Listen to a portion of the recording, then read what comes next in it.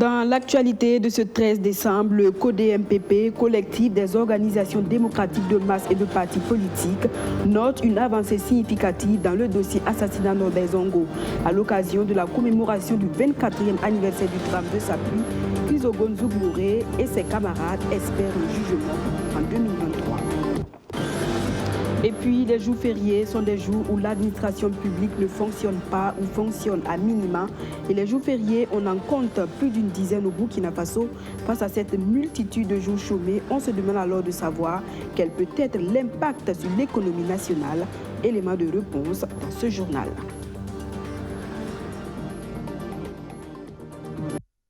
Voilà pour l'essentiel des actualités de la mi-journée sur BFA. Merci de nous choisir. Aujourd'hui, 13 décembre 2022, cela fait 24 ans, jour pour jour, que le journaliste d'investigation Norbert Zongo et ses camarades ont été assassinés. 24 ans après, le dossier du drame de Sapui piétine toujours, car le principal accusé, François Compaoré, est toujours en cavale. Mais qu'à cela ne tienne, le collectif des organisations démocratiques de masse et de partis politiques garde encore espoir quant à l'aboutissement de ce dossier. Tout comme la lumière a jailli sur les dossiers assassinats Thomas Sankara et Dabo Boukari, la vérité va également éclater sur le dossier Norbert Zongo en 2023, selon Chrysogones Zougmouré, qui était ce matin au cimetière de Goungué en compagnie de ses membres, des membres de son collectif pour un dépôt de gerbes de fleurs sur la tombe du fils de Koudougou. Je vous propose de l'entendre. Il faut dire que l'évolution du dossier à ce jour, c'est que à la requête du gouvernement français, ou du moins à la requête de la Commission européenne des droits de l'homme, via le gouvernement français, le gouvernement a répondu à la question de savoir si le Burkina offrait des garanties d'une bonne administration de la justice pour accueillir le présumé coupable des assassinats du 13 décembre, à savoir François Compaoré. La réponse qui nous a été donnée par le gouvernement, c'est qu'il y a eu une suite qui a été réservée à cette requête-là sous forme de demande. On ne nous a pas précisé pour autant le contenu de cette suite, puisque vous savez qu'au début de ce mois, au début de cette année 2022, il y a eu des remous, notamment à travers RFI, qui nous a dit qu'à cette demande de garantie, là, le gouvernement n'avait pas réagi. Nous avons adressé une correspondance en date du 2 mai, précisément 2022, au ministre de la Justice de l'époque, Maître Kéré Barthélemy, qui nous a assuré que la réponse avait été donnée à la Cour européenne. Nous attendons donc que la Cour européenne nous dise finalement ce qui sera fait quant à l'évolution de ce dossier-là. Mais nous avons bon espoir que le dossier soit jugé dans le courant de cette année 2023. Comme vous le savez, ça fait pratiquement un quart de siècle que nous sommes sur ce dossier et nous sommes toujours là-dessus. Nous ne désespérons pas que ce procès-là puisse avoir lieu dans le courant de l'année 2023. Vous le savez, nous avons quand même enregistré des étapes de très très grandes victoires d'étapes à travers le procès Thomas Sankara, comme vous le savez, à travers le procès Dabo Boukari également. Cela fait 24 ans que nous sommes sur le dossier Norbert Zongo. Il n'y a donc pas à désespérer que ce dossier-là également puisse avoir lieu très bientôt. Les assassinats, les coupures d'Internet et autres actes sont des actes qui entachent le tableau des droits humains au Burkina Faso. À l'occasion de la Journée internationale des droits humains, célébrée chaque 10 décembre, la Commission nationale des droits humains CNDH présente son rapport sur la situation des droits humains au Burkina. Le document dresse un tableau peu reluisant des droits humains dans le pays, une situation dégradée par la crise sécuritaire. Pour changer donc la donne, la CNDH fait plusieurs recommandations dans son dernier rapport d'une centaine de pages présenté aux hommes de médias. Roméo Kuita. Le rapport d'une centaine de pages dépeint un tableau peu reluisant de la situation des droits humains au Burkina Faso sur l'année 2021.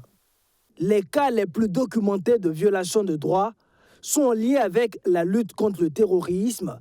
Dans leurs offensives contre les groupes armés terroristes, les forces de défense et de sécurité sont parfois accusées de commettre des bavures. La Commission nationale des droits humains CNDH note aussi dans son rapport des situations de disparition forcée de civils. Relativement à la disparition forcée, la période a connu un accroissement des cas de dénonciation de personnes disparues en lien avec les opérations de sécurisation du territoire. Ces cas ont concerné les sites des personnes déplacées internes de Wayubia, de Barsalgo et de Fadagourm. La commission a conduit une mission d'investigation en novembre 2021 à Djiboué, dans la région du Sud-Ouest, qui a conclu à l'existence de cas de disparition forcée de 15 personnes. Outre les violations de droits humains relatives à la situation sécuritaire, le document fait également mention de la restriction de liberté d'expression et de presse, des droits fondamentaux des citoyens burkinabés de plus en plus menacés. Le cas le plus illustratif, c'est la coupure successive d'Internet en novembre 2021 et janvier 2022. Et cela sans base légale selon le département en charge des droits humains. Situation déplorable, mais pour la CNDH, ce qu'il faut le plus craindre, ce sont les cas où les Burkinabés se rendent justice. Je m'en vais vous rappeler le lynchage à mort de 3 agents du Centre de contrôle des véhicules automobiles CCVA, intervenu le 27 août 2021 dans le village de Banlo. De 2016 à 2022, la situation des droits humains s'est davantage détériorée et cela est lié à la crise sécuritaire. En plus de la protection des civils durant les conflits, la Commission nationale des droits humains recommande qu'il y ait plus de protection et d'assistance à l'endroit des personnes déplacées internes, qui représentent près de 10% de la population burkinabé. Dans la page diplomatie, après 9 années passées au Mali en tant qu'ambassadeur du Burkina, l'heure de recailler le bercail a sonné pour le général Kodjo Lougué. Mais avant, le gouvernement malien reconnaît les mérites du diplomate burkinabé. Il est élevé au rang de chevalier de l'ordre national avec agrafe étranger. Une distinction bien méritée selon les Burkinabés vivant à Bamako qui saluent eux aussi l'ouverture d'esprit de leur ambassadeur. La cérémonie de revoir au général Lougué en son et en image, c'est avec Océane Daboni et Abdou Aziz Sari. L'ambassadeur du Burkina Faso au Mali, en Guinée et au Niger est en fin de mission. Après 9 longues années de service passées à Bamako, le général Kodjo Lougué fait ses au revoir au Premier ministre par intérim, au président du Conseil national de la transition et au ministre des Affaires étrangères, Abdoulaye Diop. Après ces visites, un dîner d'adieu lui est offert par les autorités maliennes. Une soirée où le général Lougué est fait chevalier de l'ordre national avec agrafe étranger. Vous avez assumé avec talent, efficacité et surtout avec humilité et une grande discrétion votre noble mission de représentant d'un pays ami, d'un pays frère, comme certains le diraient même d'un pays parent, contribuant ainsi au renforcement des excellentes relations de fraternelle coopération qui ont toujours existé entre le Burkina Faso et le Mali. Des mérites aussi reconnus par ses frères burkinabés résidant au Mali. On le remercie pour tout ce qu'il a pu faire. Comme on dit, personne n'est parfait. On a bien collaboré et quand on devait se dire des choses, on se le disait et après ça passait et puis vraiment il a bien collaboré avec l'amicale des travailleurs burkinabés au Mali. L'ambassadeur est un exemple pour nous. Ça a vraiment été une valeur ajoutée tout son séjour passé au Mali ici auprès des compatriotes. Ses conseils, sa rigueur, son exemple pour nous, on ne cessera jamais de clamer haut et fort. Nous gardons le souvenir d'un homme très déterminé, très franc et direct dans tout ce qu'il fait et très disponible et voilà, direct dans ses bottes, un bon militaire quoi. Le général Kodjo Lougué n'a pas manqué de remercier les populations maliennes pour leur hospitalité. Pour lui, la coopération entre les deux pays ne pouvait qu'aller mieux, surtout en cette période. La coopération entre le Burkina Faso et le Mali est au beau fixe. Vous avez dû le constater, tous les chefs d'État burkinabés qui ont pris leur pouvoir sont passés au moins une fois ici. Même le dernier en date, c'est le président Ibrahim Traoré, est venu consulter son frère, son excellent le colonel Assimi Goïta, dans le cadre de la coopération sous-régionale. Arrivé en 2013 au Mali, le général Kodjo Lougué regagne la mère patrie avec le sentiment d'avoir rempli sa mission dans les pays de sa juridiction que sont le Mali, la Guinée et le Niger. On en vient au grand format de ce 13h consacré aux jours fériés au Burkina Faso. Tenez-vous, en 2022, plus de 16 jours fériés ont été comptés et 2023 va aussi débuter avec 2 jours fériés. Face à cette multitude de jours chômés, on se demande alors de savoir si cela ne constitue pas un frein au développement économique d'un pays en voie de développement comme le Burkina Faso. Les analystes économiques et les citoyens lambda que nous avons rencontrés sont unanimes. Les effets des jours fériés sur le secteur économique sont indéniables. Océan d'abonnés, Kwame Hervé Dapa. 3 janvier, commémoration du soulèvement populaire. 8 mars, journée de la femme. 18 avril, lundi de Pâques. 2 mai, Aïd el-Fitr, Ramadan. Il faut compter jusqu'à 16 jours fériés au Burkina Faso, rien que pour l'année 2022. Ce chiffre peut-il être considéré comme trop élevé? C'est difficile de juger, mais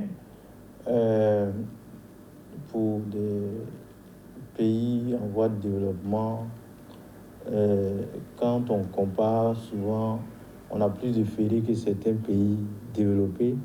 Donc, effectivement, ça peut poser des questions. Notamment son impact sur le secteur économique. Bien sûr que ça a un impact, puisque donc, ce sont des jours de travail normaux. Voilà, donc quand ça tombe donc, sur un jour comme ça où on ne travaille pas, il y a forcément un ralentissement quelque part. Bon, surtout pour le secteur financier, par exemple, les banques n'ouvrent pas. Dans les commerces aussi, l'effet des jours fériés sur les ventes est indéniable. Même si les avis sont un peu partagés, il y a certains qui n'y voient aucun inconvénient. Bien au contraire. Et les jours fériés, les fonctionnaires qui sont dans les bureaux, et comme il y a des temps, ils viennent payer avec nous, les commerçants. Voilà. Mais pour la majorité des commerçants rencontrés au lendemain de 48 heures de jours fériés, le constat est sans embâche. Pour nous, commerçants, ça joue sur nous parce que depuis lundi, on voit que la ville là, c'est déserte. Il n'y a pas assez de personnes alors que ce sont ces mêmes personnes qui sont nos clients. Par exemple, si vous voyez, hier, nous, on était sur le marché. Si vous regardez, il n'y avait personne même sur le marché. Les gens n'étaient pas là. Et nous, quand il y a des jours fériés comme ça, on ne vend pas. Dans la filière restauration, eh bien, tout dépend de la situation géographique du service, tel que nous l'explique ce restaurateur établi sur l'avenue Kwame Nkrumah. Alors, si on prend le cas d'un restaurant qui se trouve dans une zone administrative, c'est sûr et certain que si les gens sont en jour férié, ils ne viendront pas au travail. Et là, la fréquentation, il va sans dire qu'il va diminuer automatiquement. Et s'il y a un aspect de cette situation de jours fériés en trop grand nombre qui est le réceptacle de toutes les critiques, c'est bien sur le plan administratif. Je me dis que lundi, mardi, il y a des gens qui avaient des papiers qu'ils devraient faire. Bon, non seulement ça tarde et puis ça ne les arrange pas aussi. Et je pense que du coup, ça joue sur l'économie du pays. Par exemple, si l'État doit me payer peut-être un chèque pour que je puisse contenter mon personnel, ou bien j'ai un document où on me demande pour pouvoir remplir certaines conditions dans un domaine bien donné, et que je n'arrive pas à avoir le document en son temps, ça va poser un problème. L'administration publique ne fonctionne pas en fait lundi, mardi, et pour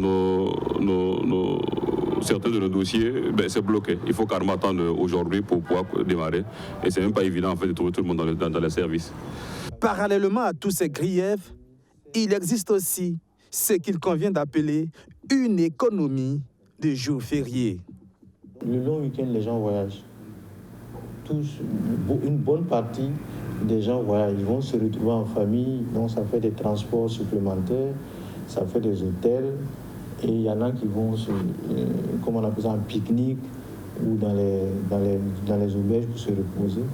Il y a une économie de ça. Mais presque à l'unanimité des personnes interrogées, la nécessité de réduire le nombre de jours fériés s'impose bel et bien. Il faut carrément même diminuer. Il faut carrément diminuer les jours fériés parce que comme ça ne nous arrange pas vraiment. Il faudrait vraiment revoir s'il n'y a pas de priorité, hein, ou bien si ça n'engendre pas vraiment une cause nationale de revoir vraiment ce jour férié. Je voudrais que l'État essaie de voir si on peut essayer de réglementer ces jours fériés. Franchement, c'est trop. Pour l'instant, difficile de trouver des chiffres pour dire combien coûtent les jours fériés aux entreprises et à l'État burkinabé. Mais leur incidence sur l'économie est bien visible. Et si on devrait réduire le nombre de jours fériés annuels, le problème serait comment faire des choix. Faudra-t-il gommer les rendez-vous politiques, les dates internationales ou alors les commémorations religieuses?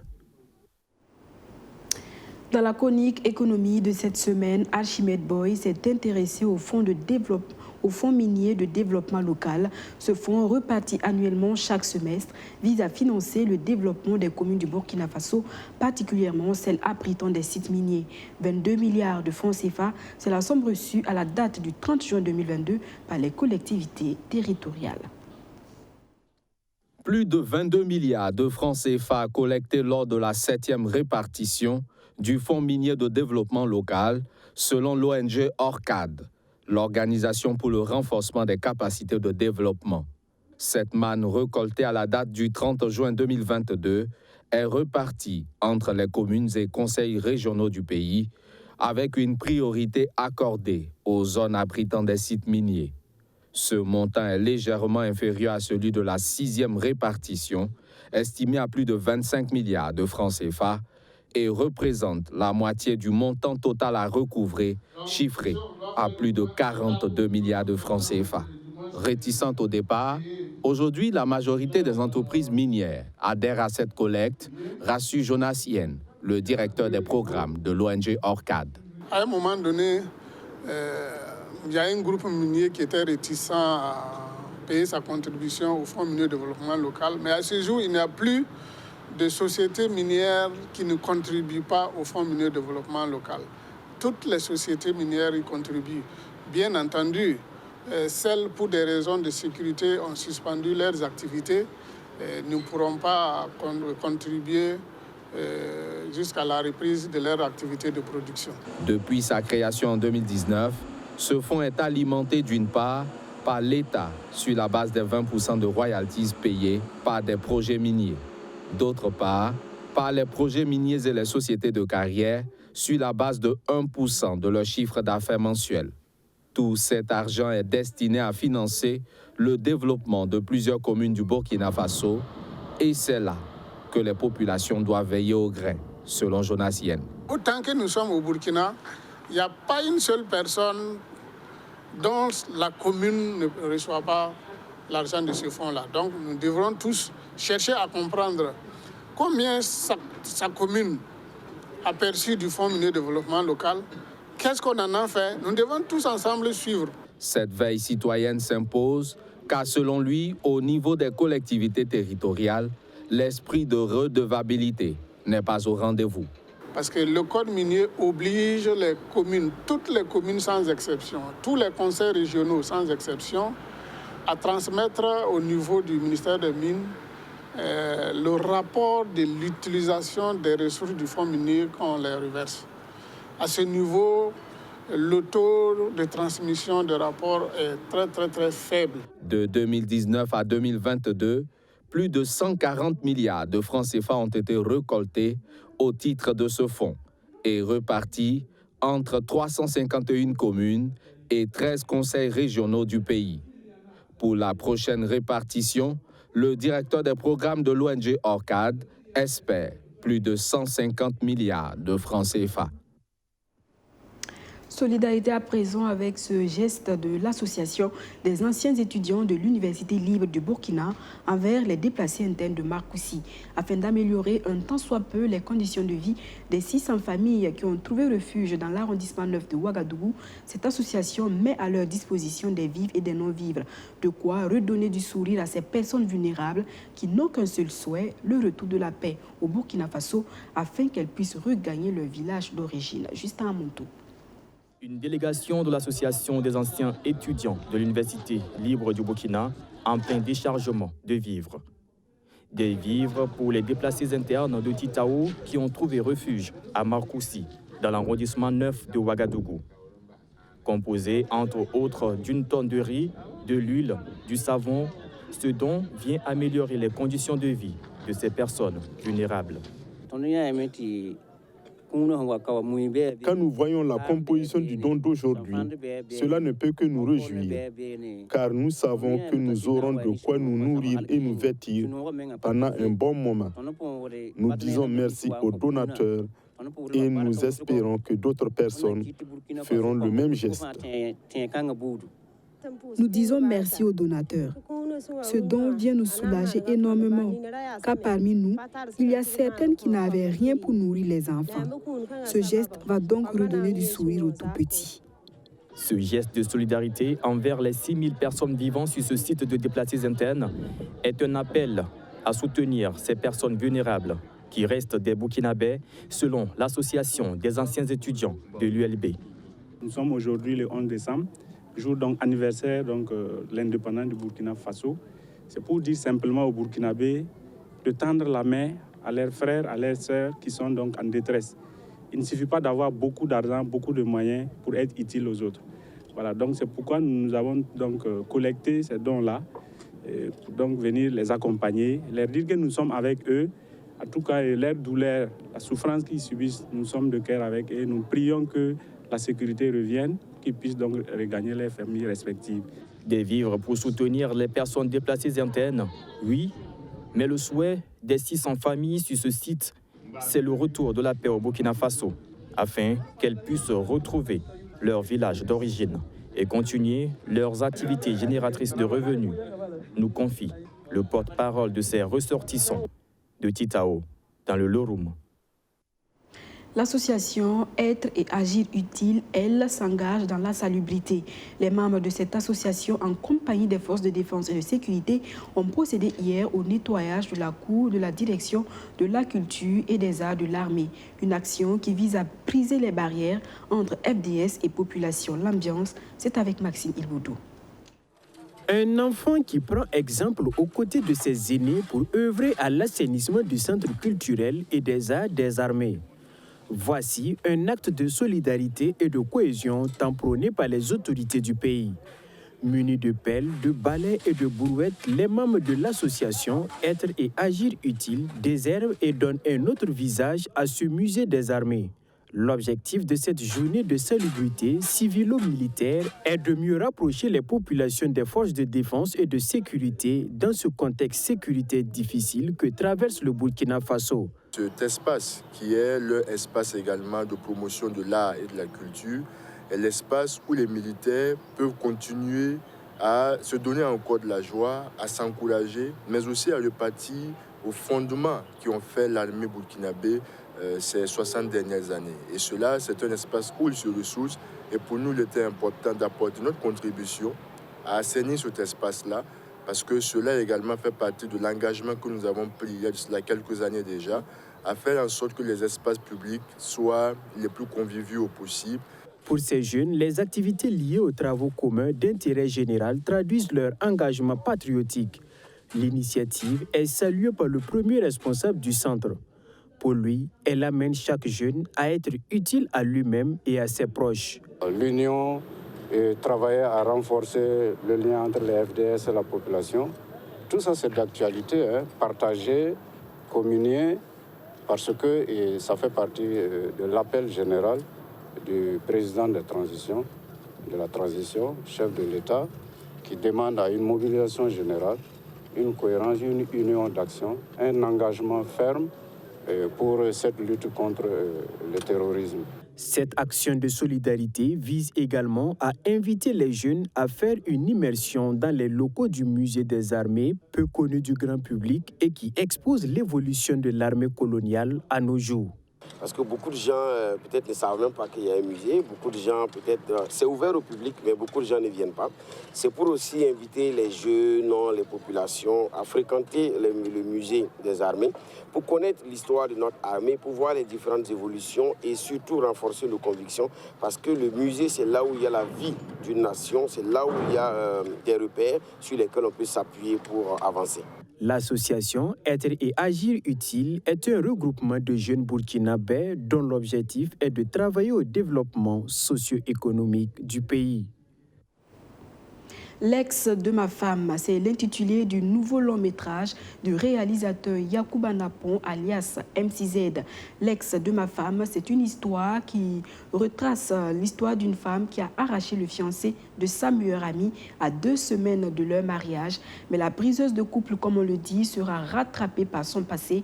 L'avant-première de cette projection cinématographique a eu lieu hier et Abdou Aziz Saré y était. Il nous fait le résumé. Oui, mais Aline, d'accord, tu n'es pas contente de me revoir? L'ex de ma femme raconte l'histoire de Aline, une belle demoiselle venue d'Abidjan pour le mariage de sa meilleure amie. Une fois à Ouaga, Aline, contre toute attente, séduit le futur marié et l'arrache à sa meilleure amie à 2 semaines du mariage. Chérie, ça va. Tout va bien. Puis, quelques années plus tard, elle se sépare de ce dernier pour se marier à un autre homme. Mais Aline ne sera pas heureuse dans ce nouveau foyer, car rattrapée par ses erreurs du passé. Je ne sais plus rien de lui. Tu es sûr de toi que tu ne le vois plus? Je te jure, chérie, Aline, arrête ce mensonge. Inspiré d'une histoire vraie, ce long métrage est la 21e réalisation de Yacouba Napon, alias MCZ. Il sensibilise sur les inconvénients du mensonge et des trahisons. Ce que je t'ai fait, tu as mon fait, tu as tué ma cousine. On essaie de voir ce qui se passe dans le pays, les sensibiliser pour pouvoir sensibiliser nos populations à se comporter bien dans le foyer et autour de nous. Et donc nous voulons amener les peuples à s'intégrer et se départir des mauvais comportements. Et ce film, c'est un film qui parle des réalités que beaucoup de familles vivent aujourd'hui. Et c'est très important pour moi en tant que réalisateur de passer ce message. MCZ, qui fait aussi des films d'auteur, dit avoir réalisé ce film commercial pour continuer à nourrir les salles de ciné. Donc sans les films comme ça, les salles sont fermées. Et on fait aussi des films d'auteur, mais les films d'auteur, il faut avoir beaucoup d'argent pour le faire. Donc les films commerciaux, c'est pour que l'industrie cinématographique burkinabé puisse vivre. Voici un peu mon objectif. Voilà. Pour les cinéphiles, on tire beaucoup d'enseignements en suivant ce long métrage. On a appris beaucoup de choses. On peut dire que l'amitié, des fois, il faut être méfiante, ne pas être trop ouverte, pour ne pas être surpris désagréablement. Si je devais passer un message à mes camarades, chacun n'a qu'à chercher son pain. Voilà, c'est vrai qu'actuellement, trouver un pain, c'est compliqué. Mais il ne faut pas quand même voler le pain de ta camarade, ça ne se fait pas. La nature même ne va pas accepter ça. Le film L'ex de ma femme passe au cinéma Roya jusqu'au 18 décembre prochain aux différentes séances.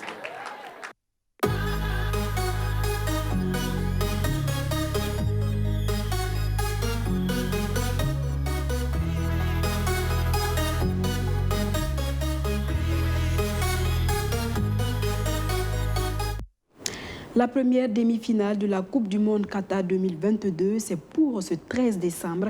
L'Argentine de Lionel Messi sera face à la Croatie de Luka Modric à partir de 19h. C'est la 6e fois que les deux sélections nationales vont se rencontrer. Le bilan des 5 premières confrontations est de 2 victoires partout et un match nul.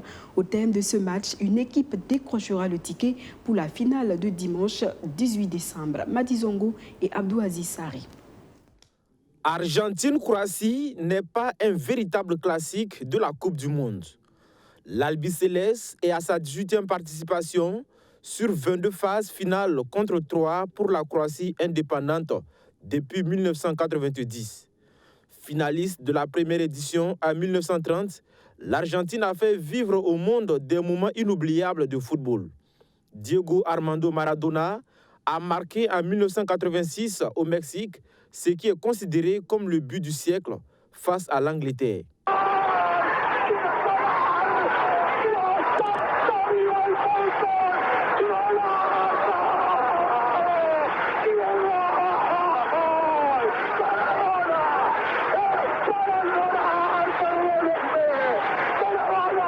En 3 présences, les Vatreni ont toujours atteint le carré d'as. Ils sont vice-champions du monde après la finale perdue en 2018 face à la France. Sur la pelouse du stade Lusail, les 2 sélections seront guidées par 2 anciens ballons d'or. Lionel Messi, 35 ans, et Luka Modric, 37 ans, qui jouent probablement leur dernière Coupe du Monde. Les équipes d'Argentine et de la Croatie se sont déjà affrontées à 5 reprises. Le premier en 1994 en amical s'est soldé par un score nul et vierge. Il y a eu ensuite 2 victoires de l'Albiceleste en 1998 en phase de groupe de la Coupe du Monde en France et en 2014 lors d'un match amical. Le premier succès des Vatreni sur l'Albiceleste date de 2006 lors d'un match amical. En 2018, en phase de poule de la Coupe du Monde en Russie, la Croatie est venue à bout de l'Argentine 3-0. Le vainqueur de la 6e confrontation disputera la finale de cette 22e Coupe du Monde le 18 décembre. Le match se joue sous le sifflet de l'arbitre italien Daniele Orsato. Nous souhaitons donc bonne chance aux 2 sélections, surtout à l'Argentine. C'est tout pour ce journal. Merci de nous avoir suivis et excellente suite de programme sur la chaîne Au cœur de nos défis.